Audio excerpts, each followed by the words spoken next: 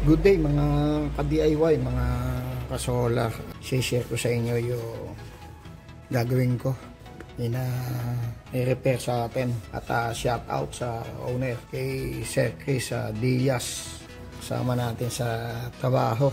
At paparepair sa atin ng laptop. Yung last video natin recently, yung nirepair natin yung Lenovo na laptop at mabagal or slow yung boot up, yung start up niya or yung booting ng operating system niya, yung OS Windows 10 at nagahang boot up niya almost 5 minutes. Ngayon ito sabi ni Sir Chris Diaz ay hindi nagbo-boot or hindi nag-i-start up. Acer yung laptop.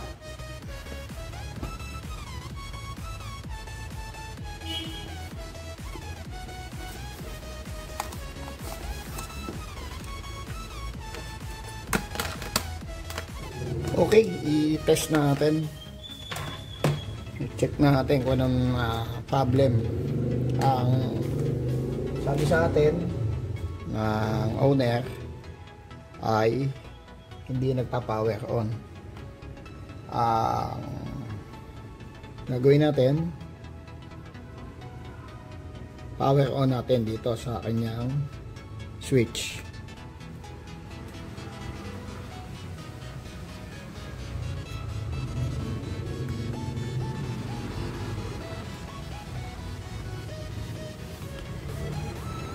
Ito yung kanyang switch or power switch.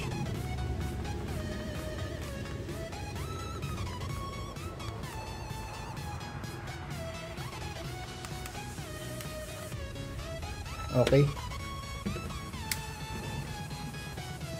Touch natin yung kanyang power supply.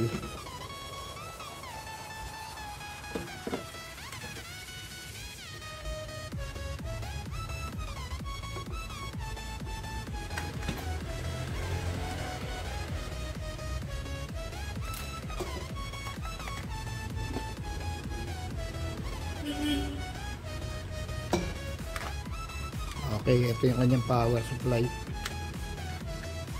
Input, DC input.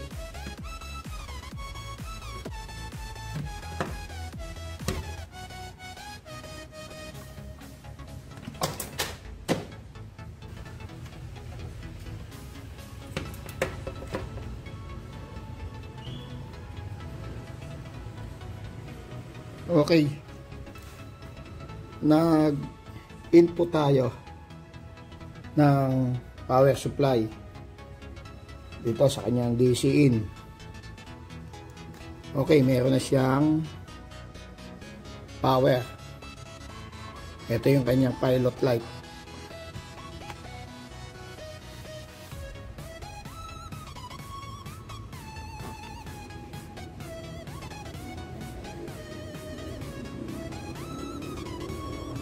Ayun yung power natin.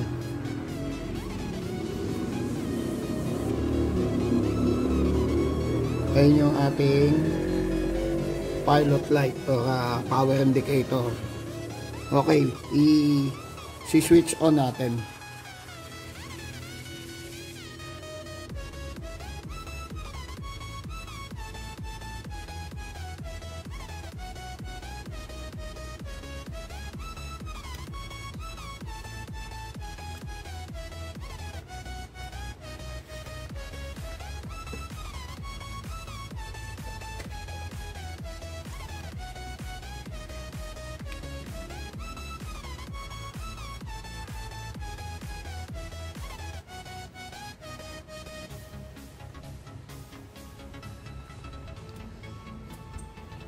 Okay.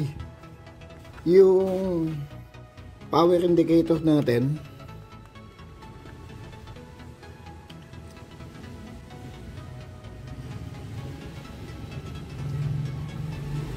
red LED light indicator, and then blue LED light indicator.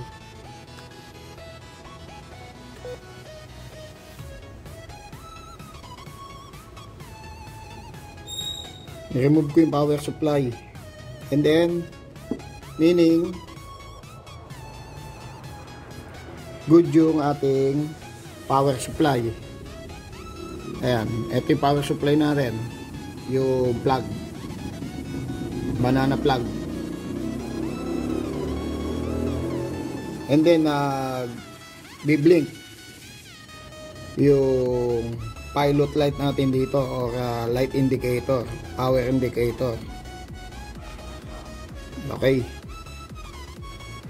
Lobat yung battery. Okay. Plug again yung ating DC power supply. Okay. Naka-plug ang ating power supply. Okay, power on.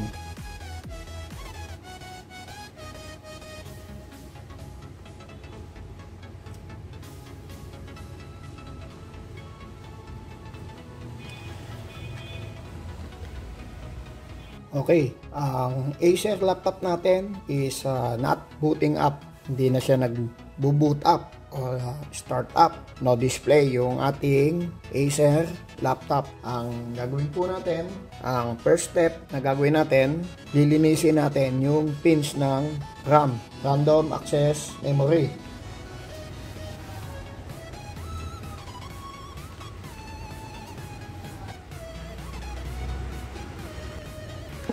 Hindi siya nag-boot up. And then, switch on natin.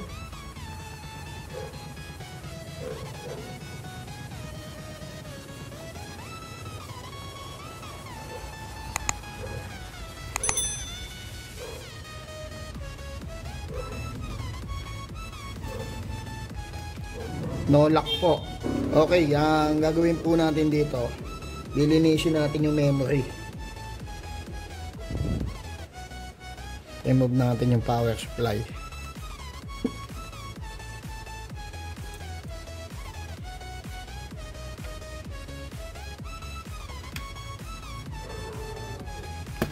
Ang memory ng ating laptop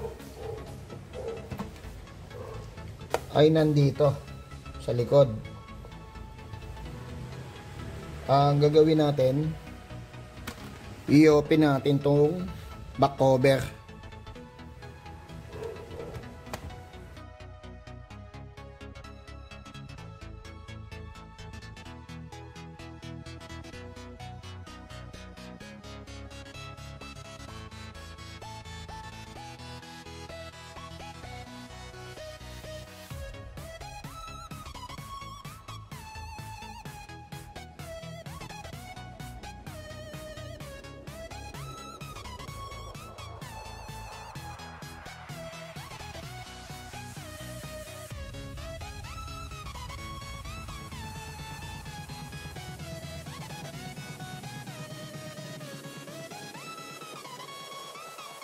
Kung mapapansin nyo yung ating mga screw,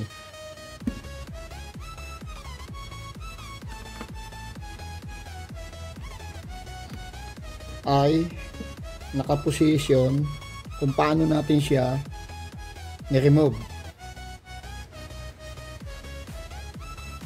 para doon sa pagbabalik natin ng cover ay ayos yung ating tornilyo. Okay, ang memory ng ating laptop ay ito, and then ito yung isa, dalawa yung memory ng laptop natin, and then ito yung hard disk, 1 terabyte, and then yung ating processor narito. Ito yung kanya cooling fan. And then yung battery natin, ito. And then yung kanyang speakers, 1, 2.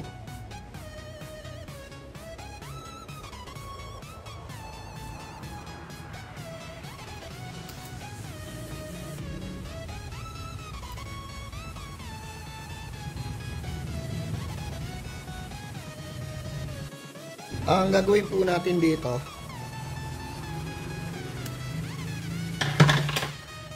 i-remove po natin yung memory. Ang pag-remove po ng memory,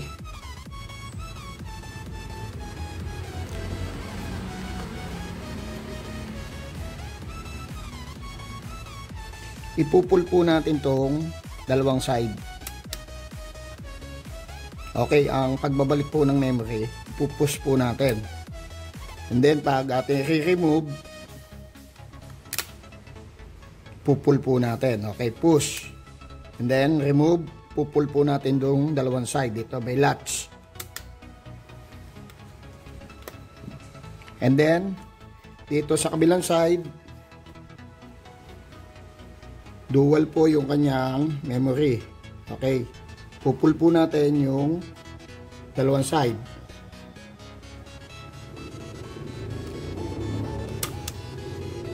Ang pagbabalik, ipupush po natin.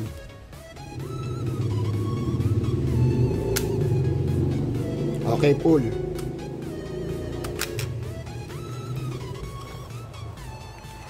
Ang gagawin po natin dito ay lilinisin po natin itong mga pins.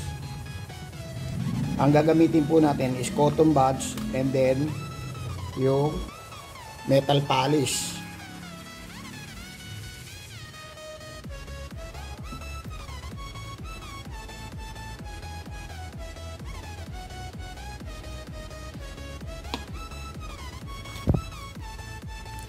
Okay, kung makikita nyo, madilaw na yung kanyang pins.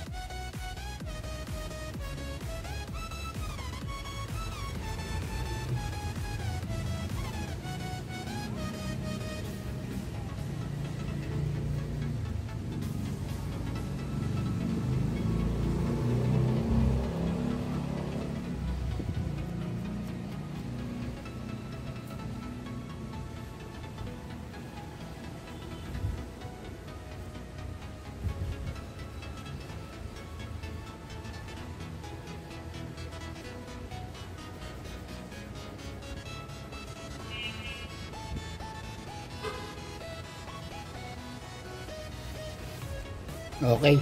Kaya kung mapapansin nyo, makintab na siya.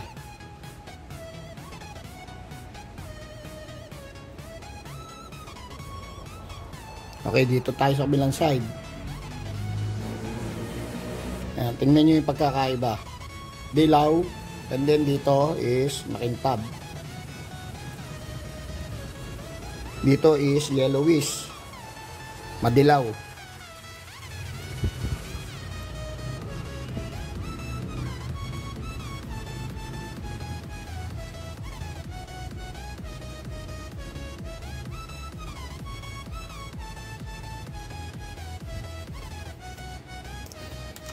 Okay, itong isa naman ang lilinisin natin.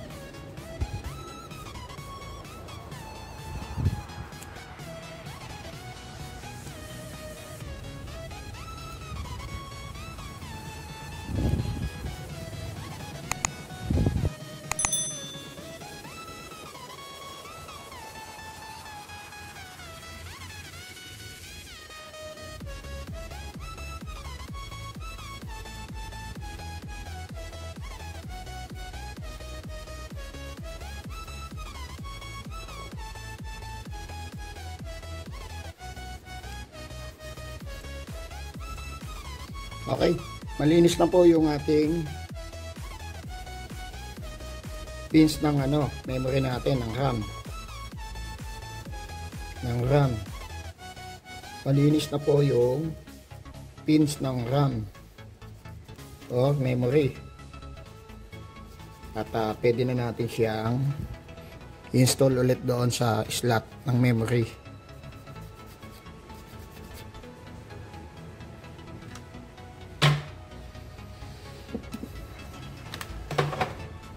Okay, yung memory natin ay i-install na natin ulit dito sa ating slot, yung ating RAM.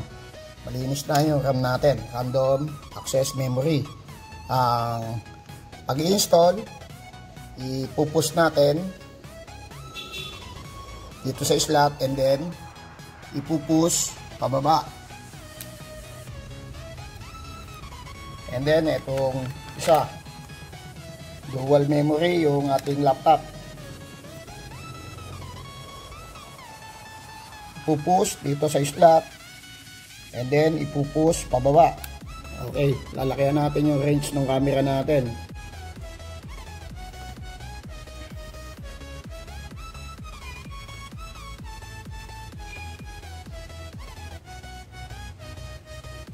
Okay, yung ating power supply i-plug natin.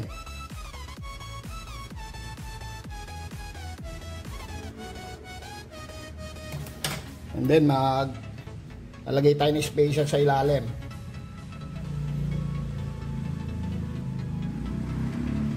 Para sa ating cooling fan.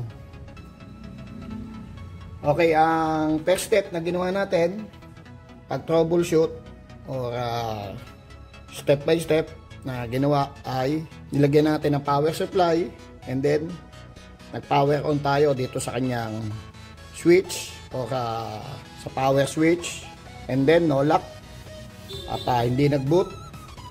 Ang sumunod na ginawa natin, nilinis natin yung RAM, yung random access memory or ginamitan natin ng metal polish. Okay, ang kasunod itetest ulit natin dito sa ating switch, pa-power on natin.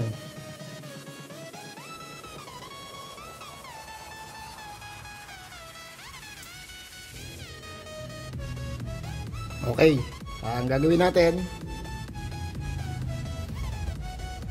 i-remove ulit natin yung memory.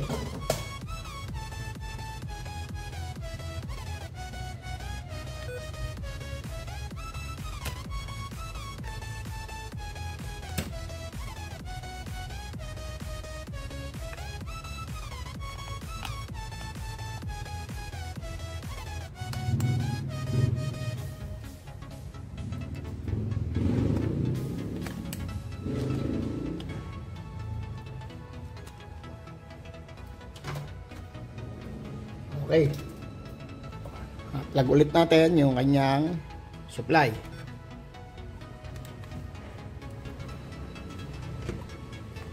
Okay, power on.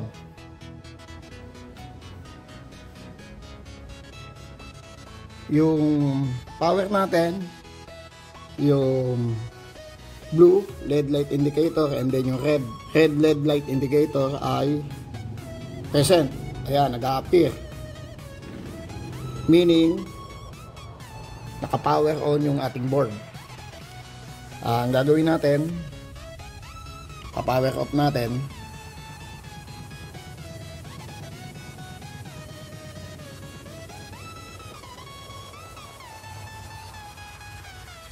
Ang gagawin natin, i-remove natin yung isang memory.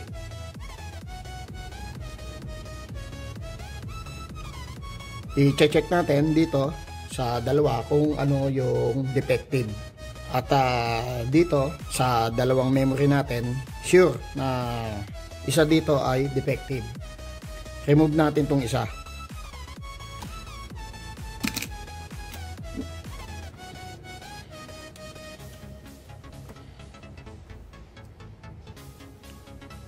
Okay, power on.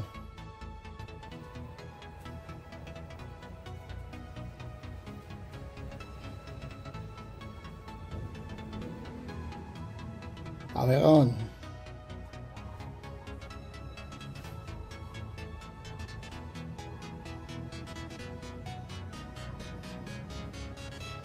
Okay, power on.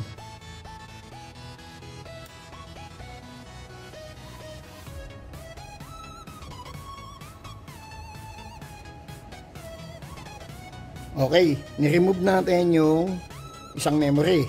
Ang gagawin natin, remove natin yung power supply.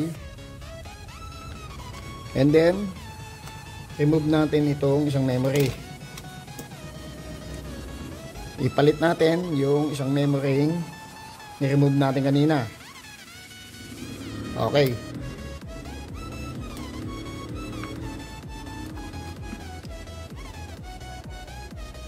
Plug natin yung kanyang supply.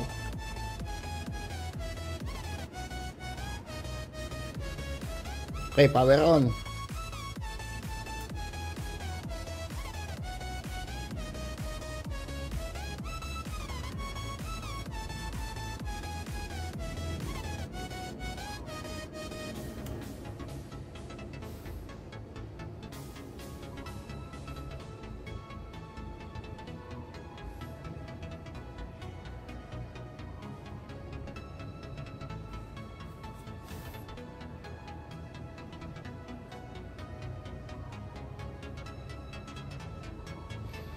Okay, lock.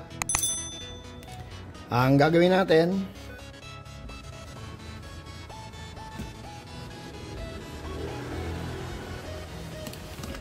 ito naman yung ilalagay natin dito sa kabila.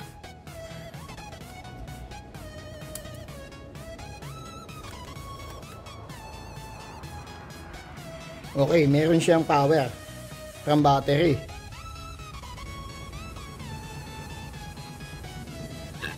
Okay, power on.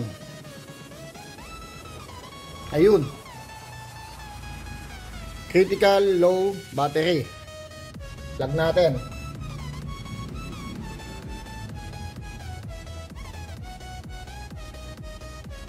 Power on.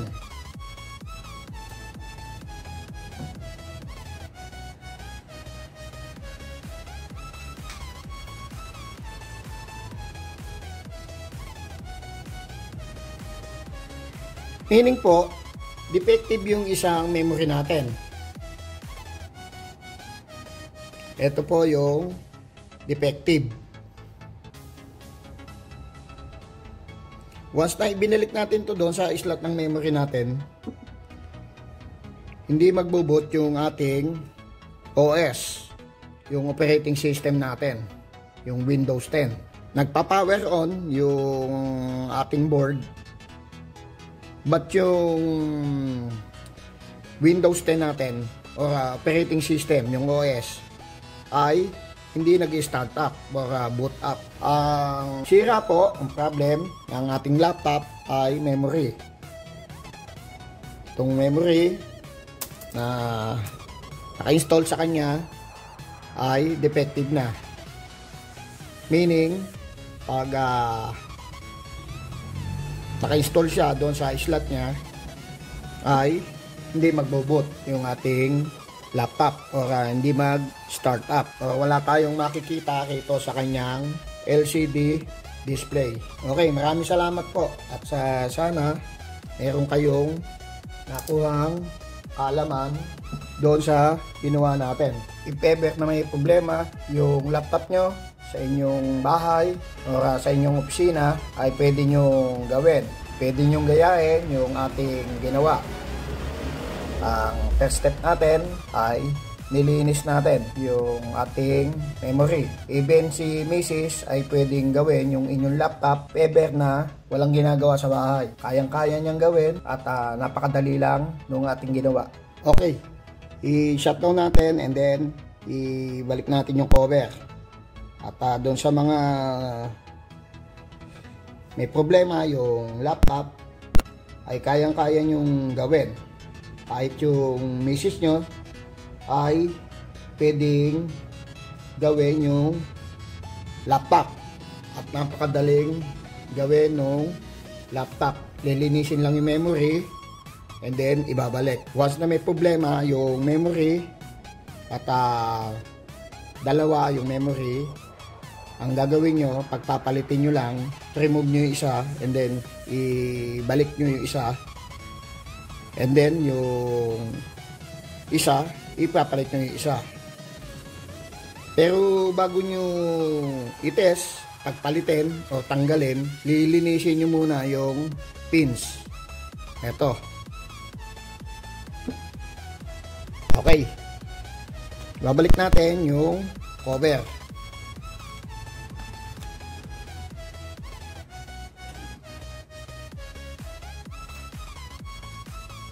Ito yung ating cover.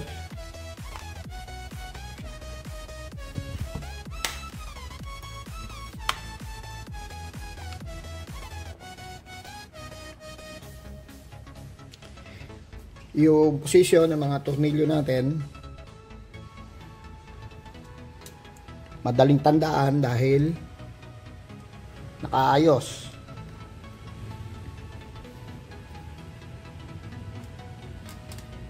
Ganyan lang yung gagawin nyo pag nag-open kayo ng laptop.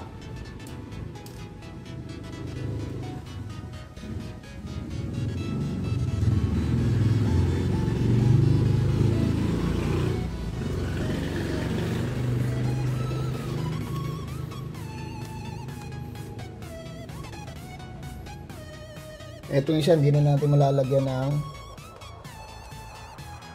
tornilyo. Wala na stopper niya.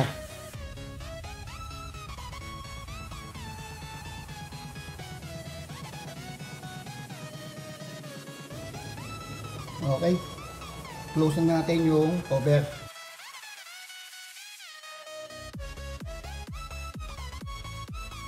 Etong isa, hindi na rin natin may lalagay. Wala na stopper dito.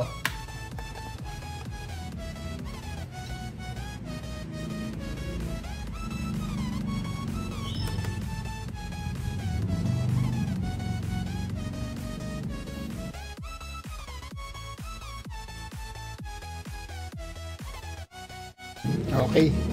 Wala na stopper.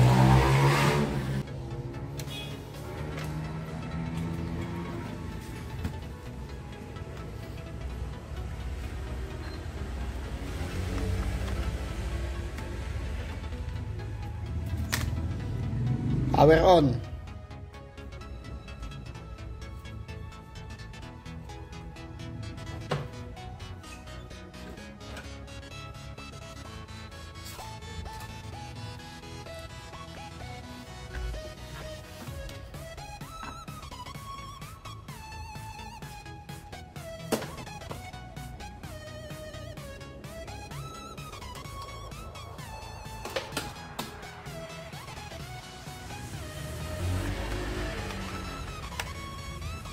Okay.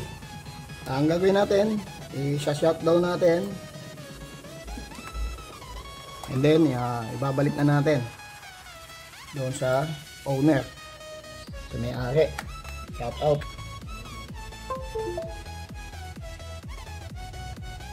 Okay, dito tayo sa start menu.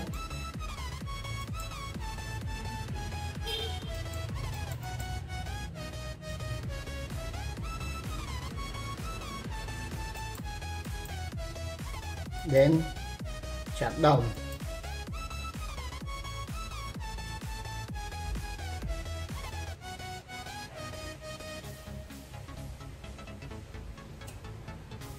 Okay. Maraming salamat po. Thank you sa panonood.